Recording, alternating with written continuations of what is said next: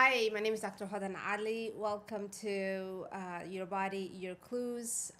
I'm Dr. Hadan Ali, and I have And Ahlam with me. hi everyone, I'm Ahlam. I'm very excited to be here today here with Dr. Hodan, and we're starting Your Body, Your Clues. Very exciting. And so what can this is our first episode, obviously. What can listeners expect from this? So honestly, I'm really excited to be able to share a lot of information on health. As you know, there's so much information out there. The health literacy and health knowledge is increasing, but it's not where it needs to be. But also, there's a lot of information out there that sometimes I kind of feel like, whoa, there is a question mark. People need reliable information from people who have some experience in education and background in sharing some of that information. So I'm hoping that we can, talk about preventative care, what people need to understand about what their body is feeling, because your body gives you symptoms and messages before you actually feel ill. So how do you translate those symptoms and getting the right help? What do you need to do when you go to your primary care? Like, how do you engage in that? So a lot of different topics I think we're going to be covering that hopefully will improve people's ability to understand their body as it sends them messages, and also how we can make sure some of the illnesses and diseases that are preventable are prevented. Yeah. I think we always talk about this, but there's so much information out there, but health literacy is at all-time low. I feel like we're information overload, but we don't know what to trust. Yeah. And I think that's where this podcast comes in, where Absolutely. I'll be your little sidekick, and I will be telling you all the crazy things the internet is coming up with to heal themselves. Yeah. And you being the expert will kind of help us debunk or be like, oh, that's actually true. You can do that. And so before we get started, it would be nice to go over credentials because I think, Who am I? yes. Yes. So my name is Dr. Hadan Ali. I'm a family nurse practitioner.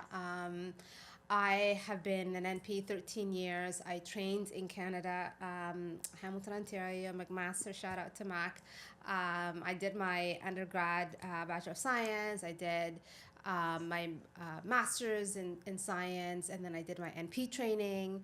And then I did my doctoral training here at George Washington University.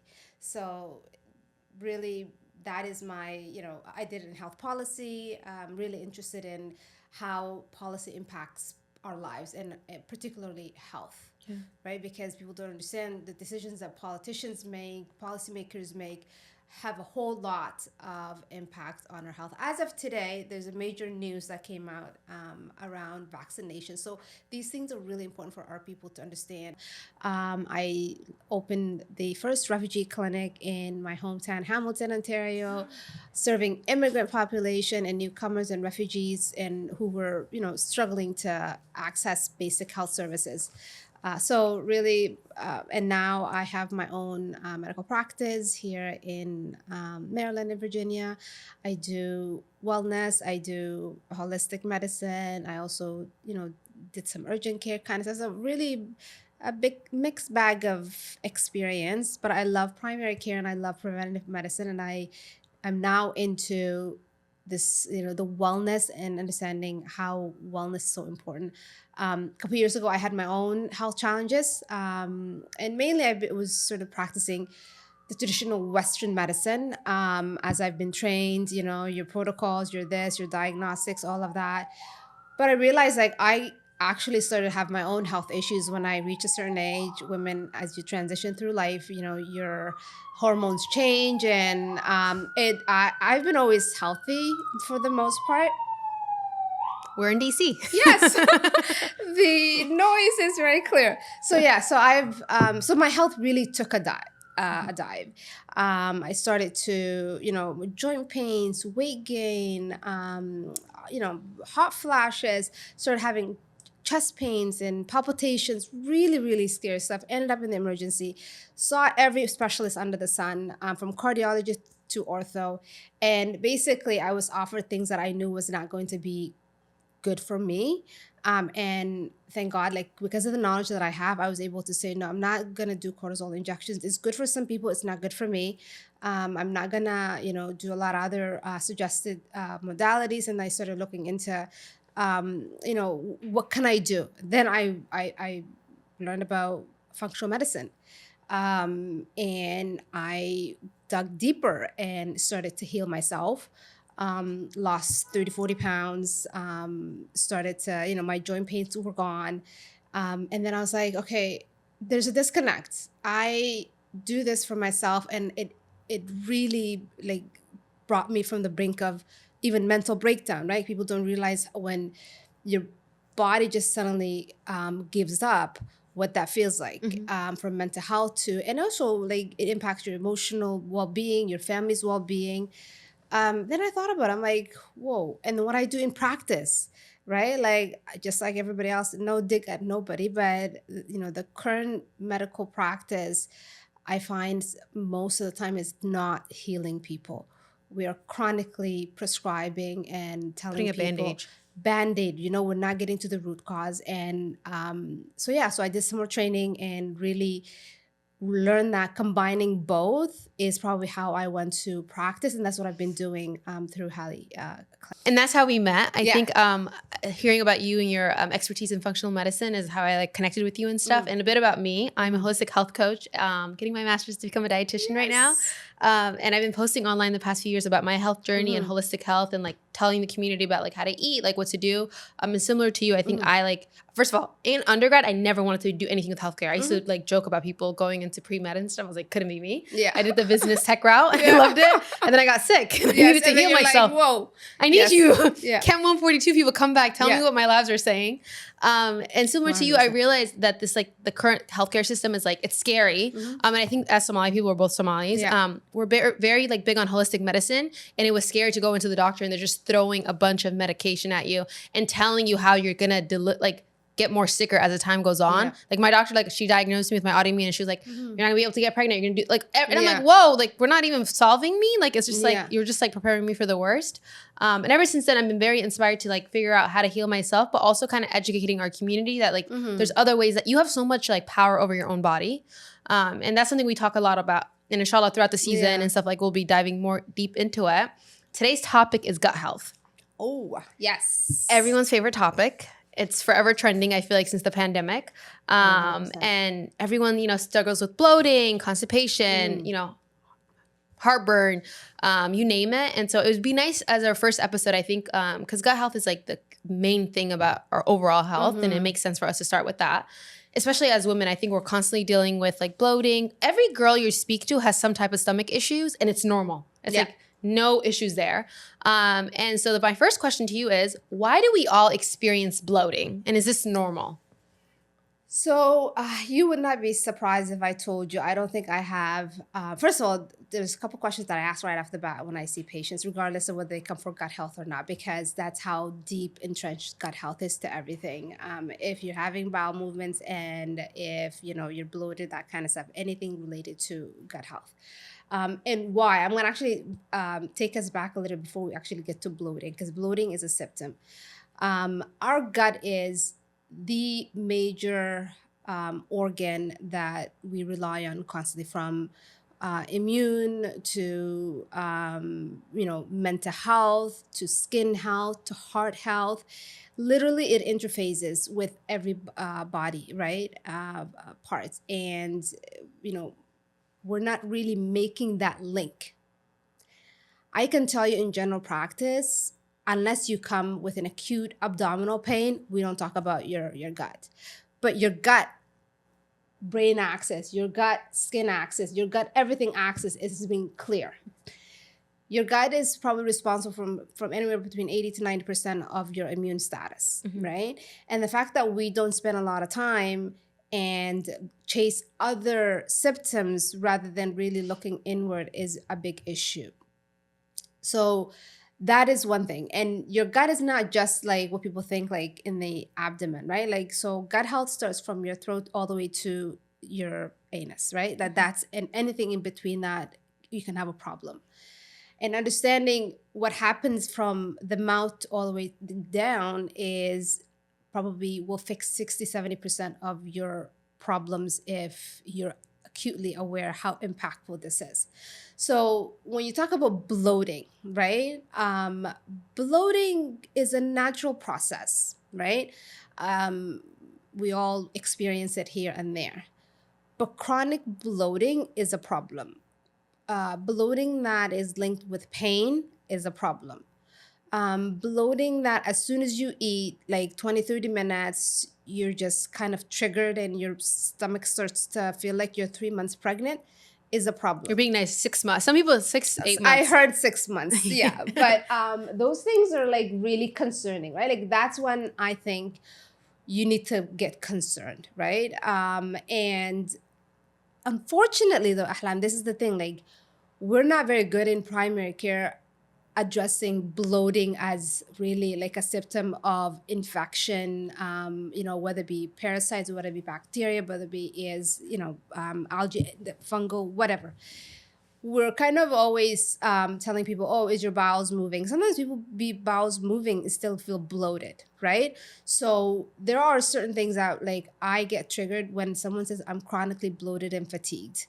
And that is like really looking at SIBO, looking at H. pylori, gut dysbiosis, right? Like, and because we need to understand how that works in order to be able to explain bloating.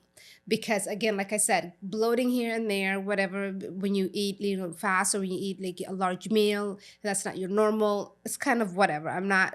But when bloating becomes a chronic daily issue where it's painful, maybe you're missing work, maybe, sometimes people have chronic constipation, if your stomach's not moving, if you've got blood in your stool, there are certain things that like kind of like, this is not normal, we need to address. And why are we experiencing more of bloating? Because it seems everybody's kind of complaining about what are we eating? What are we exposed to environmentally, right? We've destroyed our gut microbiome, right? Which is what protects us from, our ability to digest, which means if you're bloated, you're not digesting well. Things are not moving in that, in the gut properly, right? So therefore there's fermentation. Food is sitting there more often. People usually burp it, and it tastes like it's kind of gross, right? Metallic, sort of yucky, taste. So bloating could be a symptomatic of a greater dysfunction in the gut. And like I said, and this is about empowering patients, right? Like, so the information that we're sharing is really to get people triggered into understanding what may be behind what they're feeling, and not be dismissed or gaslit when they go see their primary, right? If you're having these things, they are real. They're not imaginative, because sometimes we tell patients, maybe it's in your head. Like we've done everything that we could. Like you get sent to, endoscopy, colonoscopy, whatever, and nothing comes up. And they're like, well, we've done everything. And then here's the medication to, but the problem, the dysbiosis, the bacteria, all these things may be still present. And that's why you're feeling bloated.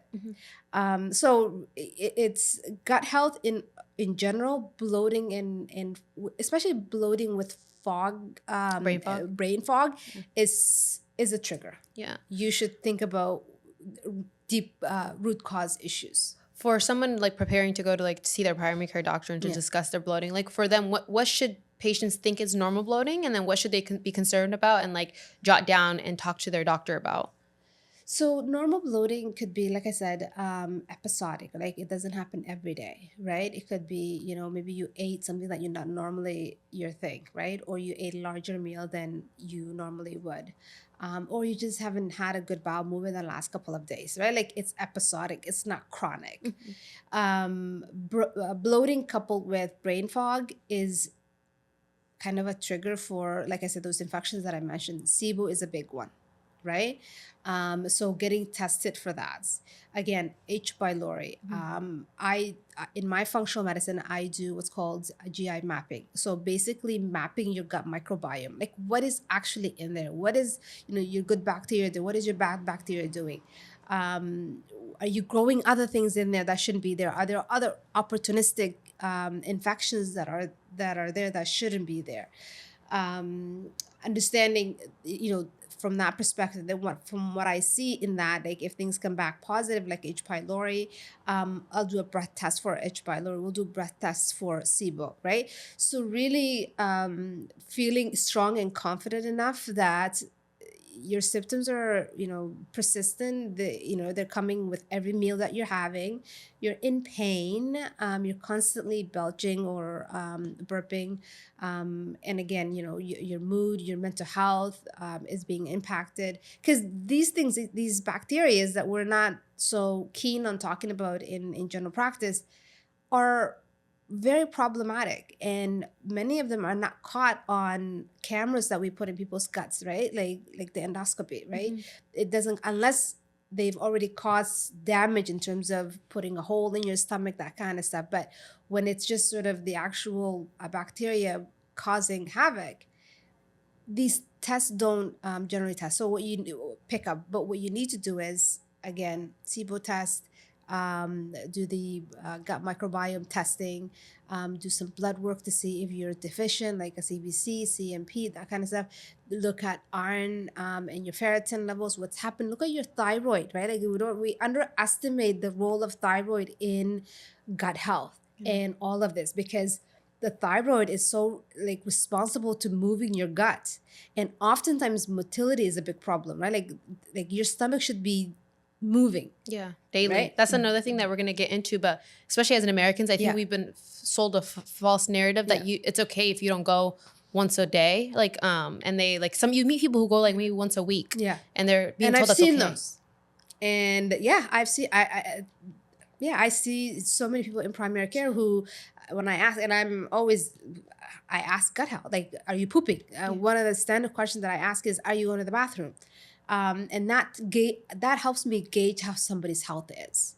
And so literally, like, you need to start thinking, your bowel movements is an indicator of how healthy your gut is, and how healthy your gut is an indication of how healthy you are overall. Yeah.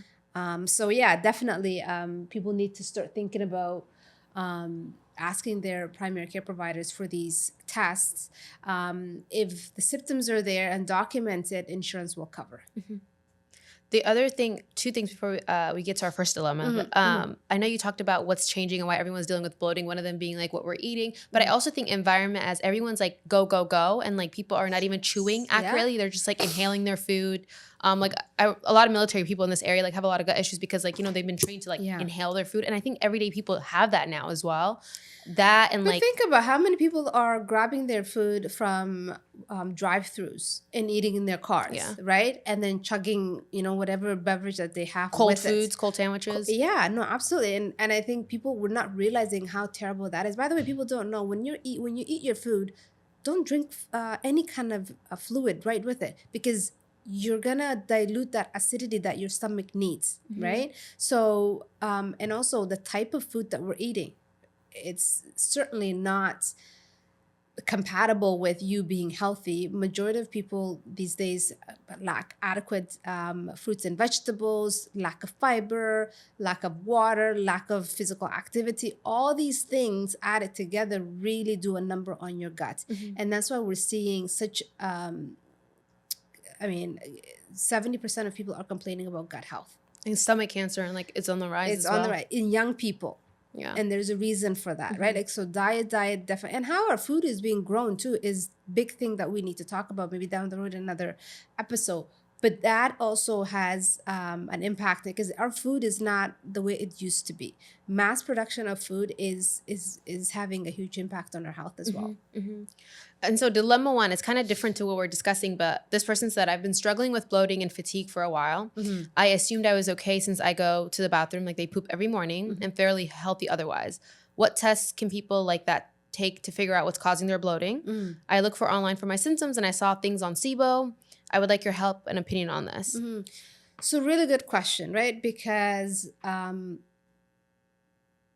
my colleagues are not always good at, getting people tested timely, right? And it's just because the way the system is set up, and SIBO testing is not on top of the list. But I think SIBO testing is really important if you are chronically having gut issue, particularly bloating, right? Because small intestinal bacterial overgrowth, that's what SIBO is. So basically, you have bacteria growing in parts of your body you should not be having bacteria overgrow, right, in the colon, and that's what happens.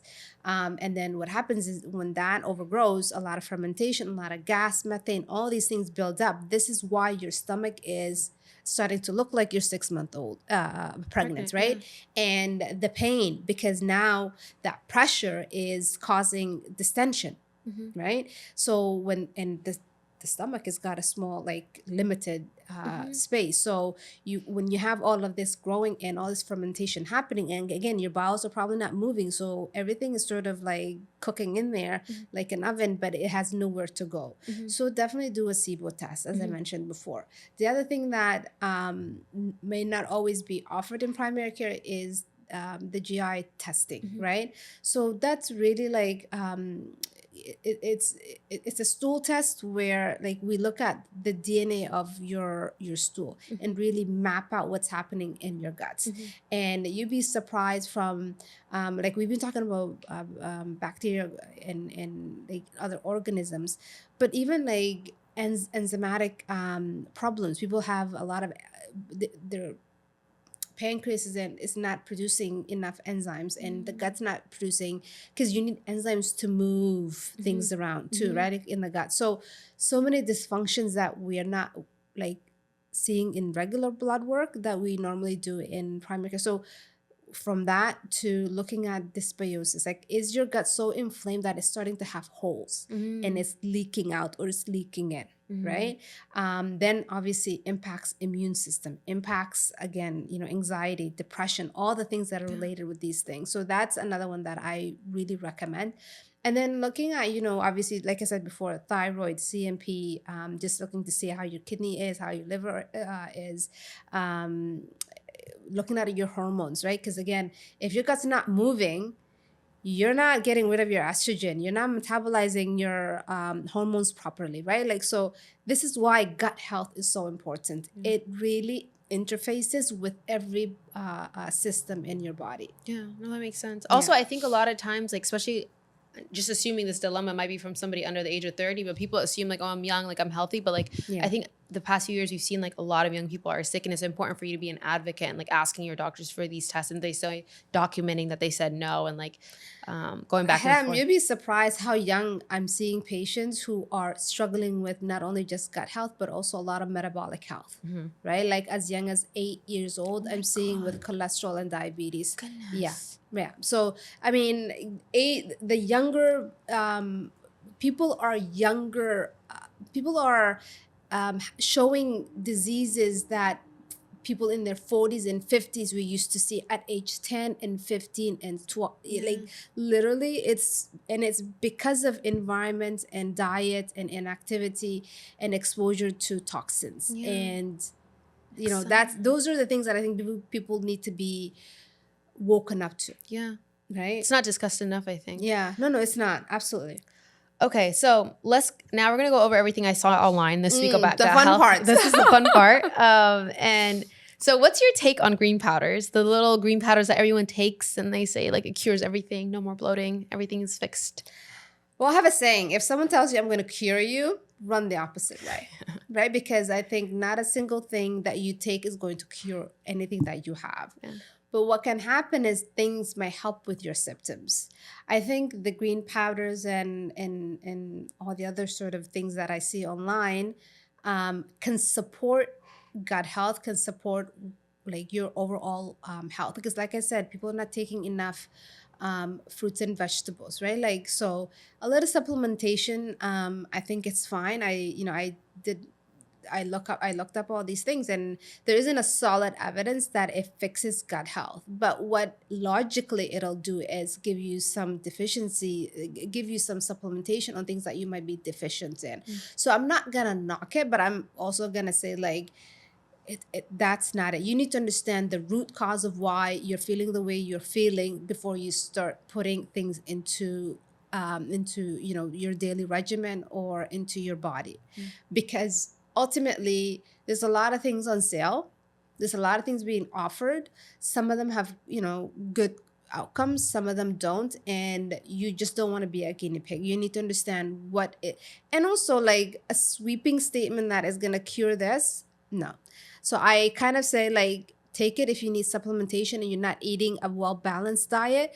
But in terms of healing your gut, I think it's a far stretch. There is some improvement with gut microbiome, but your gut microbiome alone is not why you're having gut health issues. It's part of it. And, you know, I mean, take it with a grain of salt. If it's, by the way, also the other thing too is not everything that works for me will work for you. Yeah. I think- Everyone's body is different. Yeah, like we forgot about individualization, Yeah. right? Like it might be a superb product, but how you respond is different because where you are in your gut health is different than where I am, even if we have similar symptoms, right? I have people that I put on gut protocols and everybody's responding differently and having different outcomes because everybody starts out differently, right? And the metric to measuring should be individualized. It shouldn't be. That's why I think having expertise support your decisions around major health interventions is really important. It's not just social media based, but look up the background. Look at where you're getting your details from. What are the incentives? You know what's so funny? I'm obviously a health influencer, and like I have a lot of friends who are influencers who used to promote these green powders who would DM me on the side and be like, "Ahlam, real talk, help me with my bloating though." And they have like multi-figure deals with these companies, and like they take it, they post it, but they're still dealing with bloating on the side. And like I would help them. I'd be like, "Just get dandelion tea. That should be. Oh, what are you eating?" Or like helping them figure out how to chew better. And they're like, "Oh, this helped." But they would get on the internet and say this powder helped me, and they're making their money. But I'm like, that's But this is it, right? Like I think if I have three principles to for healthy person, right? Like so in my practice we're talking about diet, right? So we need to look at anti-inflammatory. I tell my patients like processed foods and sugars and carbohydrates that are not the good carbohydrates, all those things, that is where you need to start, right? If you want to heal your gut long term, you need to look at what you're eating, because the sensitivities, whether it be gluten, whether it be just the other from sugar and all these things, and also like there are so many items that have been made to make our food taste better so that we get addicted to it, right? Like so those things are not naturally, our bodies don't accept it. So over time, your body starts to react. That's why you've got a lot of inflammation in the gut, inflammation in the body, right? And when you have inflammation, your body's like sending you whoa signals, SOS, right? And we're not picking that up. So start with food, exercise.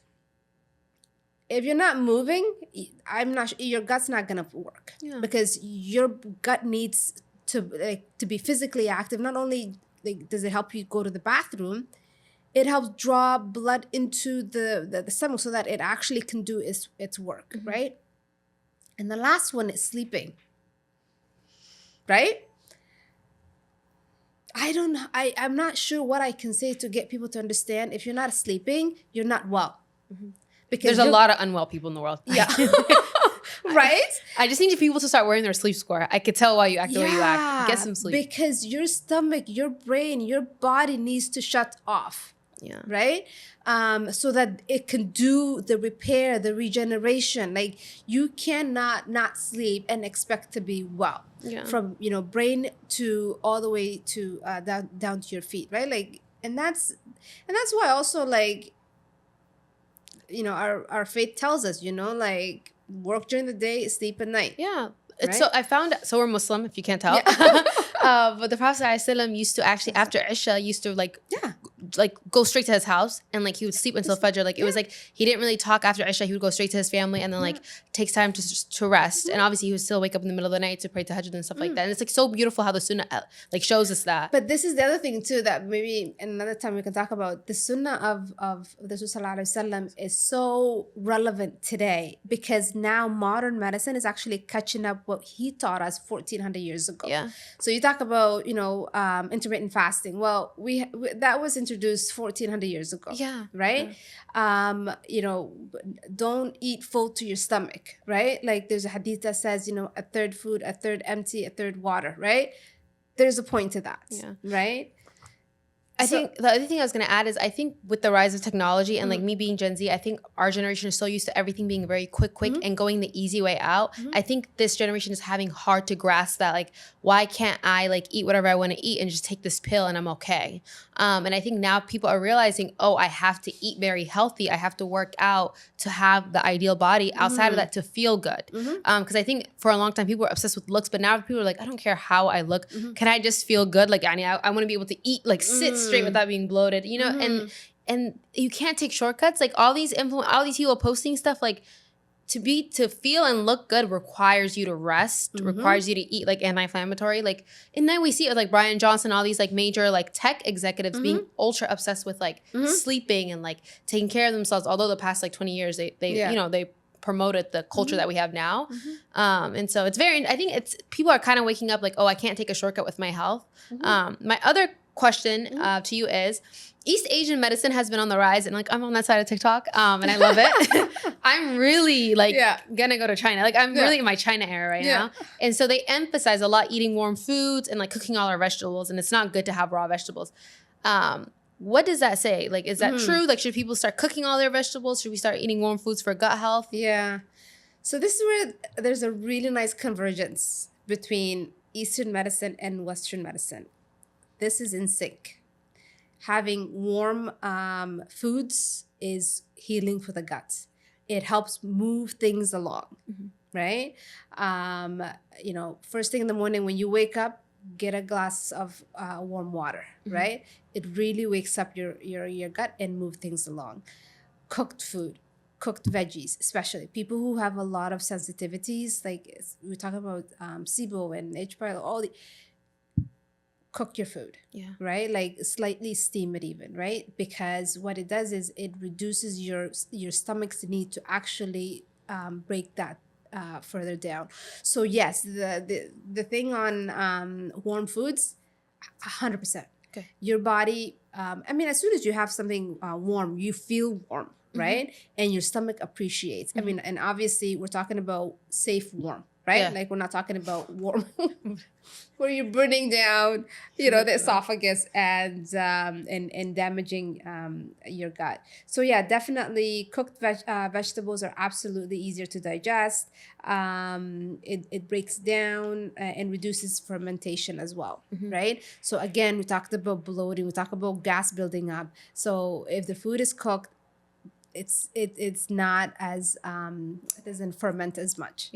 So definitely physiology meets East medicine. I've been warming up my food, so I feel great about myself. Absolutely. The other thing that's very trendy right now is everyone says they drink apple cider vinegar at night or kefir at night, and it can get rid of bloating. And that's been a huge thing where people are like they see results. Is that true? So, so could be great for some people and could not be for others, right? So again, not one size fits all. I think people need to really understand. I do apple cider vinegar with warm water in the morning, and I add a little bit of ginger, turmeric, black pepper, because it helps me like really jumpstart my my day, right? And my stomach's ability to digest and move things along. But I don't have GERD. I don't have stomach ulcers. I don't have things that upset my stomach when I do take apple cider vinegar. So for those people that they don't have any symptoms that preclude them or any diagnoses, yes, it's helpful. But on the other hand, if you've got those conditions, it's a lot of sensitivities and it could actually cause more damage. You've got an ulcer from H. pylori, you don't want to be on apple cider vinegar, right? So, I mean, and the idea with the apple cider vinegar is a lot of our gut dysbiosis, gut issues comes from low acid, which is people don't understand. Like I'm always telling people, it's not high acid you've got, it's low acid. That's why you're burping, you've got constipation, you've got bloating, you've got all these things, is because the acidity in your stomach, which is key to actually breaking down and moving things along, it's low.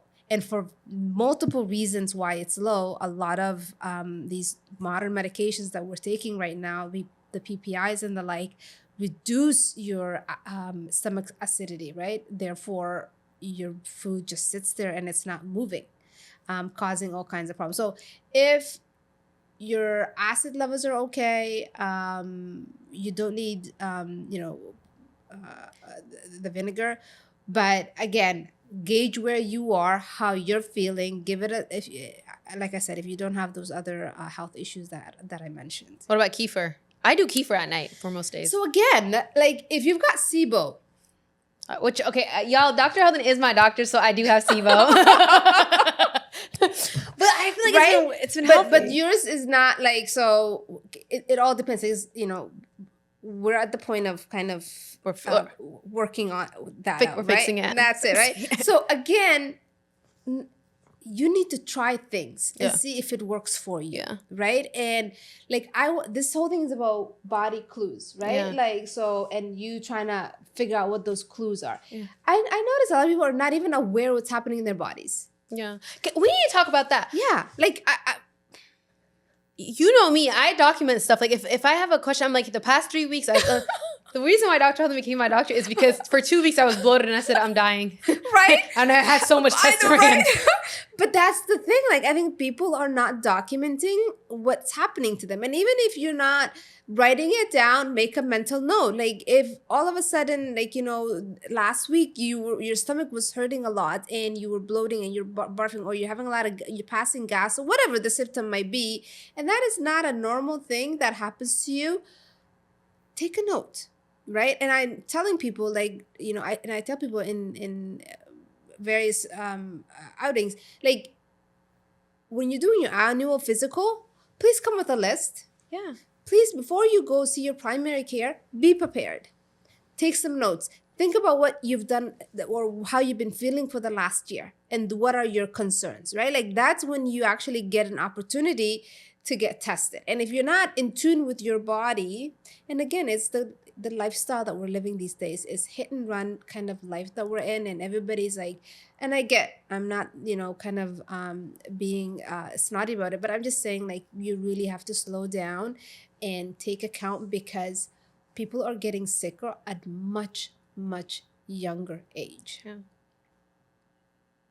So before we wrap up, I really wanted to dive deep into constipation, because I think a lot of people struggle with that. Is it normal to go 3 times a week? What's the normal amount everyone should be aiming? Daily. Okay. You should be having a bowel movement daily. Okay. Constipation is indication that your gut is not doing what it needs to be doing.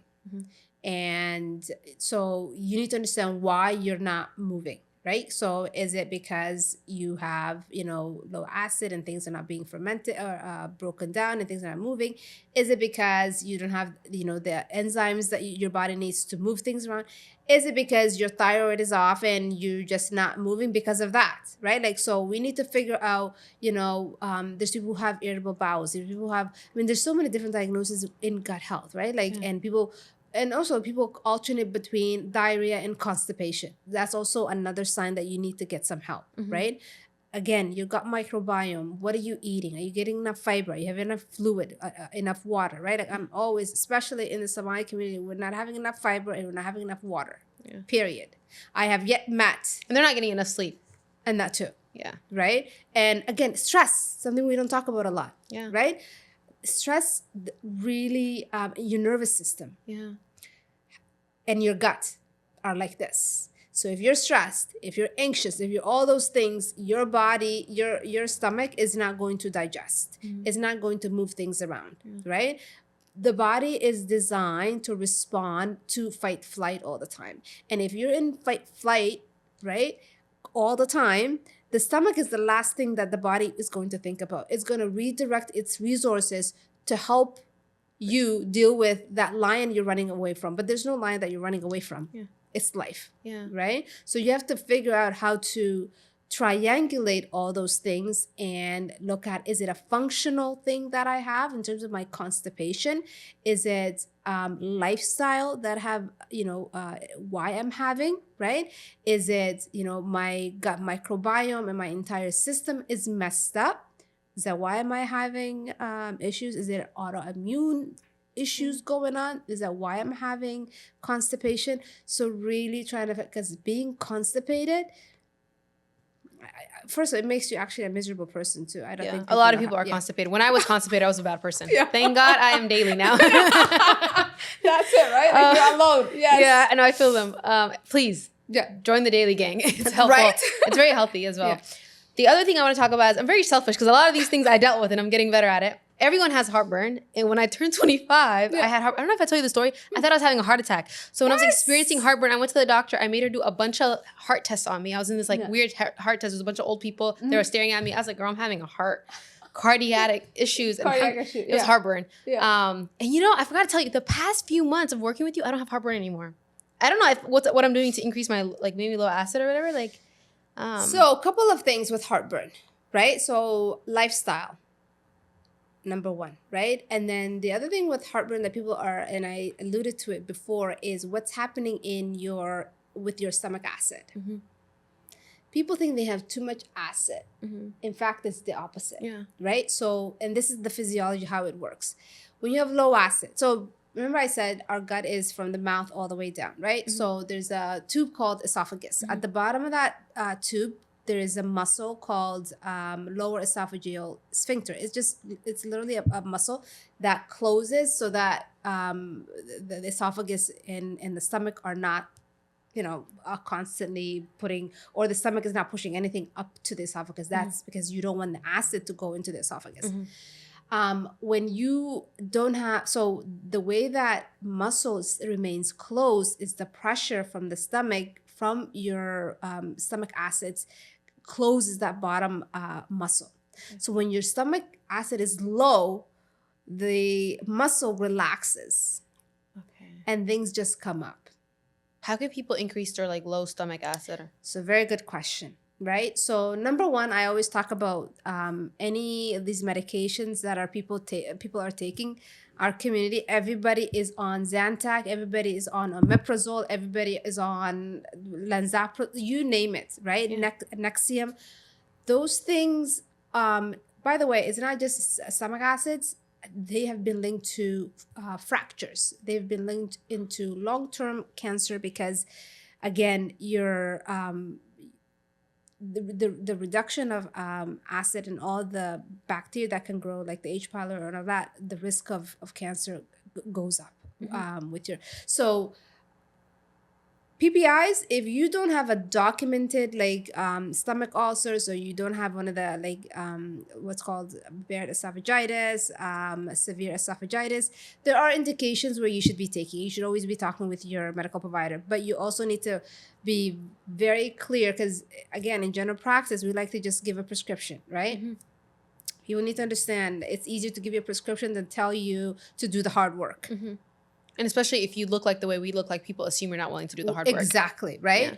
So that's low stomach acid is the biggest issue. And people so then they feel the burn and then they start taking the PPIs or the antacids, and then it just becomes a big of a problem. Yeah. Food sensitivities, right? Depending on, some people, more people are more sensitive to foods. People eating spicy foods, lots of food all at once, not chewing properly. Yeah, right. Your food. Over hydrating while you're eating. People don't drink water or anything within 20 minutes of eating. Let your stomach acids digest the food, because if you as soon as you drink, you're diluting the acids, and things don't get digested. So GERD is one of those things where often it's lifestyle. Obesity, we're not talking about that, right? That it has a big thing to do with, because if your abdominal girth is big, it pushes up against you. So there is a physiological explanations to, again, it pushes up and then it opens up the muscle. Mm-hmm. So really understanding why versus just popping a pill, right? So for GERD, for most of the time, I recommend people to avoid the PPIs if there isn't any other active disease that we're talking about. And there are, other substitutes that you can take versus instead of the PPIs, right? But look at your diet, look at your exercise, look at your sleep, by the way. The stress is the biggest producer of GERD, right? People not understanding that. So you need to learn how to, again, you do your salat 5 times a day for a reason. Take a pause from life, right? Like, in this culture, it's like meditate or whatever. But we have our urdi, we have our salah, we have our fasting, we have all those things are supposed to help you really calm the temperature in your body, in the sense of the overactivation of your immune and your nervous system. Yeah, no. And I did all that, and I feel good now. I'm heartburn free. I'm telling you, it works. Yeah. Okay, so if someone is listening to this now and they're like, "This is so impactful. I have all these symptoms." What tests should they be asking their doctor, or like on their annual? Like, let's say they have constipation, they're bloated, and they're going into their annual checkup now. So for the average person, right, annually you should get a CBC done, right? That's your basic, understanding where your hemoglobin is, where your white counts are, that kind of stuff. You should also get a CMP, a complete metabolic. So basically liver, kidney, and all that stuff. And then what you should get is, let's say if you're heavy or you got a family history of diabetes, cholesterol, blood pressure, you should get a full metabolic workup. So lipids, right? So looking at your cholesterol, like looking at your glucose and your sugar and your insulin, all those are fasting, right? Making sure that you understand where your body is at in terms of cardiovascular risk. Also look at inflammatory markers. So I'm always telling people insulin resistance and inflammation are the main drivers of a lot of the visits that we see in primary care, one way or another, right? Like if you're coming to see me for blood pressure, I guarantee you've got insulin resistance, right? If you have gut issues, you also have a lot of other metabolic health because again, things don't happen in isolation, right? Like people usually carry multiple diagnoses because if you've neglected one part, for sure something else has been also neglected. Get a urine test just to see what's going on with your kidneys and that kind of stuff. Depending on, again, it's age driven, right? Like, so if you're an older person, cancer screening is also important. Get your STD stuff checked as well. No judgment, nothing, but you just need to know these things, right? Like, because when you can respond and you can, deal with things instead of avoiding. And I see a lot of people not doing, their just basic annual screening. So again, my biggest thing is when you go in for your annual screening, what we're going to do, we're going to take notes and we're going to show up with our primary care provider and we're going to say, this is what I got. Yeah, and being honest. I didn't work out this year. That's it. I ate McDonald's every other day of the day. Like, just being and people are doing that, Ahlam. I think more people are, and that's why, like, I mean, when I'm in that room with patients, I'm like, listen, there's no judgment here. Like, I win nothing, I lose nothing in one way or another, right? Like, I want to see you get to, one step further than where you are right now. And people respond. And unfortunately, not too many of us are very interested in wellness and, accountability. I think that's the big thing. Accountability both on the provider side, because many of us are overworked and underpaid or whatever, extended to so many which way you can think of. And we're not probing patients to be able to elicit. And our patients are not often interested in hard work, which is maintaining health these days. You actually have to put effort in it. It is not like, it's just not going to happen by itself. It's boring. Because, and it's damn, I'm very boring. I have to go to sleep a specific time. It's very taxing. It really is. You not keep a lot of friends if you are very healthy. Yeah. Because even like, we've made eating and just sitting a pastime, right? Yeah. I tell people, food is not there to make you happy. Yeah. Find friends that make you happy. Well, there's so much. We're going to talk about this. Loneliness is an epidemic. Yeah. The last question, and it's going to kind of set us up for our second episode, but I know in the Somali community and the East African community, H. pylori is very prevalent and common. And I think the community doesn't really take proper precautions, and it's kind of like whatever. It's kind of normal. I think everyone has H. pylori. Can you walk us through how dangerous that notion is? And like, I know untreated H. pylori actually is a symptom of stomach cancer, I think. Yeah, H. pylori is the elephant in the room in our community, right? Like it, and the stories I'm hearing. I recently did a a clip on H. pylori, and it just went like crazy, right? And people are really sharing their stories, and my heart breaks because there's a couple of things: mistreatments and patients not following through as well. Like, so the miseducation, and then also because H. pylori, for those of you who don't know, it's a bacteria that grows in the gut and is very prevalent in developing countries, but now it's here in the Western world too, right? Here in America, about 30 to 50% infection rate here. In the East is about 70, 80% infection rate. Some people are asymptomatic, meaning they're not showing symptoms, but a good number of people have serious gut health issues with it, to the point where it really interferes with daily living, right? And some of the people that I've talked to really expressed severe sadness from, because they just feel helpless in where they are. Yeah. Right. So symptoms are heartburn, bloating, Nausea. stomach pain, nausea, weight loss, like nutritional deficiencies. This thing is a monster, right? Like growing inside. And what the problem too is now has become resistant to the treatment. So the typical treatment has been what's called triple therapy, so two antibiotics and a PPI. Well, there's about 50% failure rate. So, and maybe even higher in our communities, because we're not keeping numbers in those terms, but people have been like, I've talked to someone who's this is like their 10th treatment, and I'm like, so what the problem is that they're being treated with a treatment that is not actually going to do anything about the bacteria because it's become resistant. But every time they take it, it's actually wiping out all the other good things in their gut and leaving the bad bacteria in, right? Because when you take antibiotics, it doesn't discriminate between good and bad bacteria. It wipes everything out.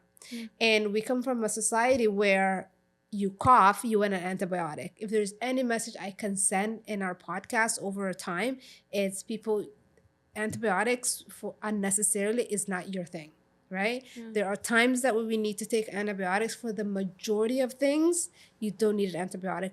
It actually now, even the World Health Organization is like doing this, right? Because it's like we're gonna go in an era where there's gonna be superbugs and we have nothing to treat with because people have become so resistant. Antibiotic resistance is a real thing. So H. pylori really has become so part and parcel of our society, from failure of treatment, but also lack of education, right? Obviously, the treatment is very hard on the stomach, so people stop taking it.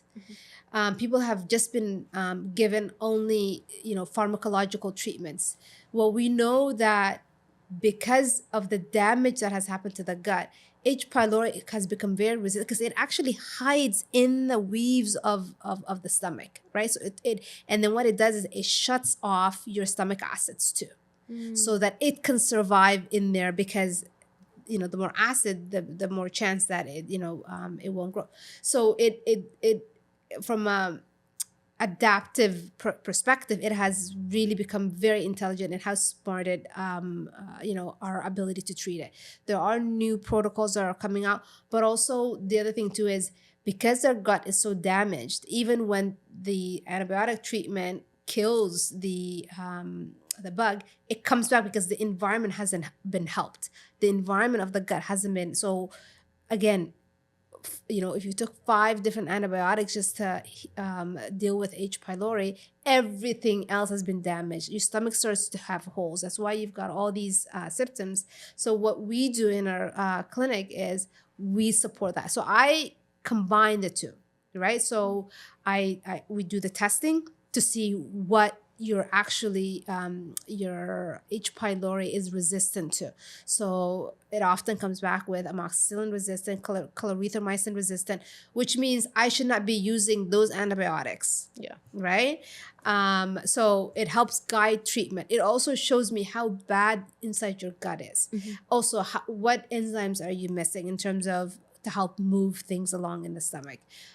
So we put on a protocol, both help kill the bacteria, but also start healing the guts. And then doing the probiotics. That's the other thing. Everybody's saying probiotics. Probiotics are not always helpful depending on what you have and what stage you're at. Yeah. So we kind of time things to introduce when it's needed. Initially, it really is about calming your stomach, calming your nervous system, so that, like, you know, when we start the antibiotics and the herbal antibiotics, your stomach is not going to go on fire, because that's why people quit the treatment, because it's really, really hard. Yeah. So then we add the antimicrobials, the herbal antimicrobials, plus the pharmacological treatment. And then once that is done, that's a 14-day protocol, then we actually bring in healing herbals to fix that gut lining. The biggest problem that we have right now is our gut linings have been destroyed. And we don't do nothing to fix it. And we're not doing anything to fix it. Yeah. And the diet. Yeah. You can't heal any of these things if you're not managing your diet and your stress, right? So we work with people, set them up with a dietitian, the protocols, and then make sure that the physical activity, the stress management. The other thing too is, one of the reasons why people get reinfected, family members are not being tested. Yeah, and they go back home and they come back. And they come back, and then they reinfect. So my thing is, if somebody's positive, I test the family. Mm-hmm. And then whoever needs treatment gets treated too. Yeah. Because some people may carry it and not be symptomatic, but they may be risking the person who's actually suffering, right? Because if you're sharing utensils with your family member, if you're kissing your family members, bathrooms, if you're all of those things, right? So if you are treated or if you are positive, I am sure somebody else in your family is. So test the family, but also long term, right? Defeating H. pylori is not a 2-week job; it is a long term. So the testing, the breath test is gold standard. Mm-hmm. We do the stool test, and then we do after the treatment 4 weeks later, we do the test. You stop taking PPIs at least 2 weeks before, because if you're on a PPI and you test that, so H. pylori, we'll do a whole section on it. But it's an epidemic. It's ruined lives. Yeah. But yes, we're gonna have a dedicated episode to H. pylori for the next episode. Mm-hmm. But that's episode 1, y'all. Let us know how we did. And make sure to share, subscribe, all that good stuff. Yeah. And then let us know if you have any questions, and we will dive deep into our next episode. Bye. Cheers.